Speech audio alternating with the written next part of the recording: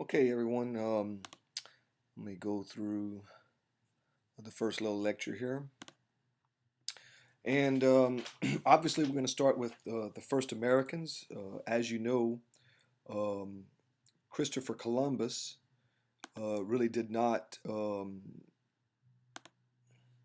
discover America. It was rather than Native Americans. I think all of you know that, but I mean, we hear all the time that Christopher Columbus discovered America in 1492. Now, it doesn't mean that the discovery or sort of the rediscovery, one can argue, by the Europeans. I mean, some of the first Europeans, or the first substantiated claim of Europeans discovering the Americas, were the Vikings. But long before Columbus, quote, discovered the Americas, of course, the Native Americans were here, which, of course, they were erroneously called Indians because Columbus thought he was in India. Remember, what Columbus was trying to do was find a shorter route for the Spanish to Asia. They knew the world was round, and they were trying to find a shorter trade route for Spain, or he was trying to find a shorter trade route for Spain to Asia. This, therefore, for Columbus, was the New World, all right, and for many Europeans. But for Native Americans, of course, this was not the case. Now, there are two theories on how Native Americans arrived in North and South America. The first theory is known as the Beringian theory, or just the Siberian land bridge theory, in which during the last ice age, there was, the water levels were lower, and Asia and North America were connected. And the idea goes, of course, that they just kind of came right in this area here, and then they migrated into Canada, into what today is the United States, what today is Mexico, and into South America. Now, there is some problems, however, with this theory, and I'm sure you've heard of this theory your whole life. I remember learning this when I was in elementary school.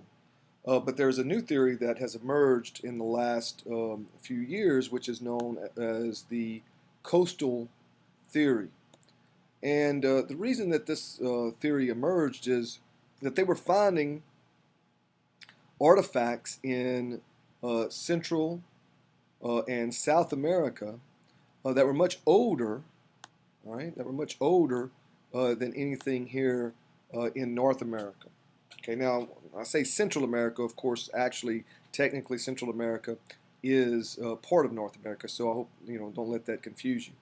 But the thing is if they found artifacts in South America that are older than anything in North America, right? Well, how did that that would make you think, all right, that people were here first.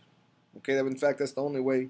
Um, at first you would think that could be possible.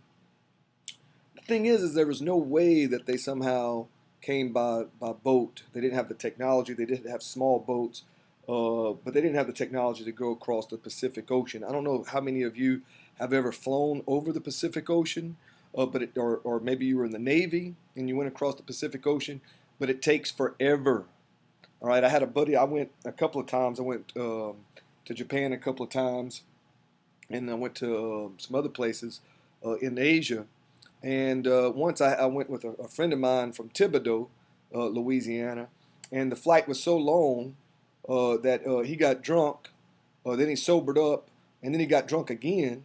And by the time we landed, he was sobered up again. So it just takes for a long, long time. So there was no way that they somehow, just came across by sea. So how did they get into South America first? Well, the coastal theory suggests that they were, of course, in North America first. Okay, but they kind of went along the coast. They didn't go inland as previously suggested. So it's not like the theory is just completely um, ridiculous. That the Beringian theory still sort of holds true. It's just that before they always thought that they went inland this way. But at least right now, from the evidence that they have, it looks as though they went along the coast and then later on went inland this way. Okay, so anyway, that's just kind of interesting. But it's always important to realize, like I said, that Columbus did not discover America. In fact, for European, he wasn't even the first European to discover America. Well, the only substantiated claim of a European discovery of the Americas were the Vikings, right? Who first were in Iceland, then Greenland, right, and then later in this area here. Okay. Now, this brings me to just a very short discussion of civilization. Okay.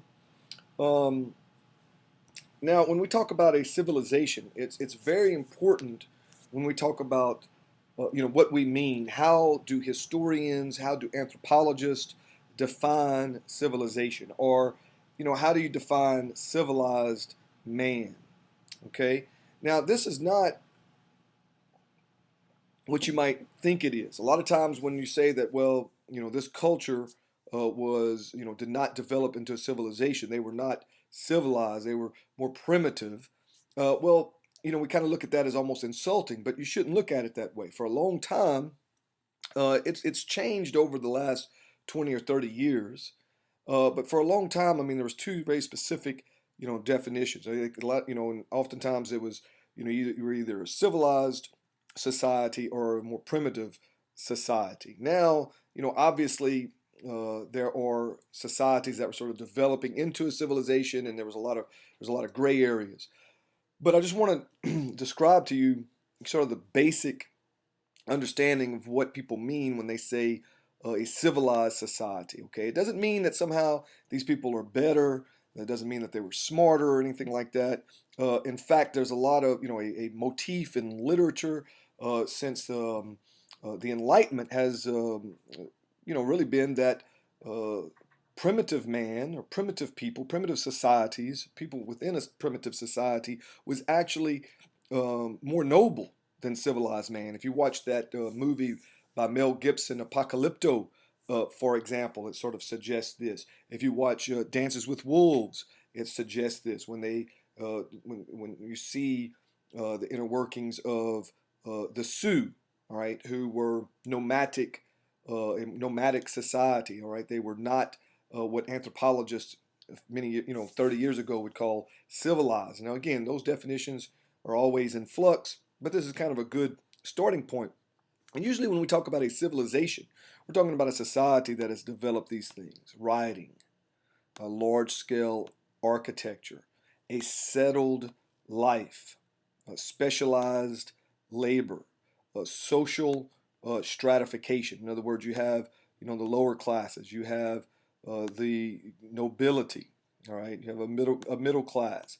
Normally in the older civilizations, the people that were at the top tended to be the priests, the religious leaders, and then underneath them may have been the warrior class, or even between there, maybe the nobility, and the warrior class protected the nobility. For example, in Japan, you may have had probably the largest group down here, which were just the peasants, people that worked the land, the people that worked the land of the nobility. And unfortunately, even though many of us might think that we're from the nobility, most of us are descendants of probably peasants.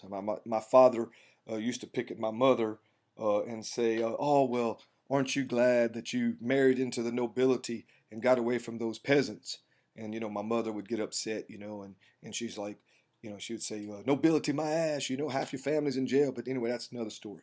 Um, But I want you to understand there's a difference, when people talk about a civilization, a civilized society, all right?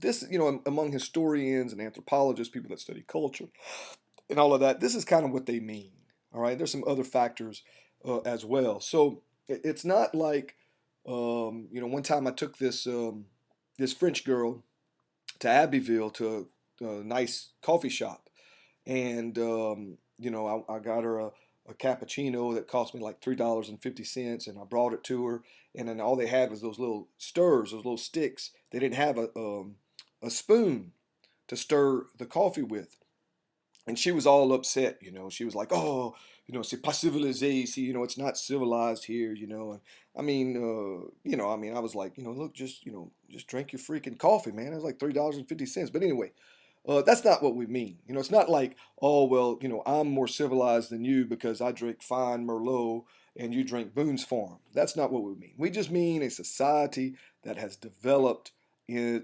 these particular characteristics. And what the first thing, and this is what I want y'all to remember, and I'm actually going to end right here. All right, but the one thing, if nothing else, from this lecture, I want you to remember that is this: that for this to develop, okay, uh, the first thing, for a civilized society to develop, one that is that is first nomadic, what we consider more primitive, one that hunts, moves around like the Sioux Indians in North America in the Great Plains where they hunted buffalo. All right, once they start settling down and start developing these things, all right, the first thing that has to happen is, all right, a discovery of agriculture. Okay, when it becomes more efficient for them, for a society, for a group of people to settle down and start farming the land, all right, instead of moving around looking for game, all right, this is usually the first stages of developing into a civilization, all right, and so again, this is just some background. I mean, we're going to be actually getting into some a little bit of European history and all that before we get into American history, but I just wanted to go over that with you. Okay, all right, and we'll end right there for now.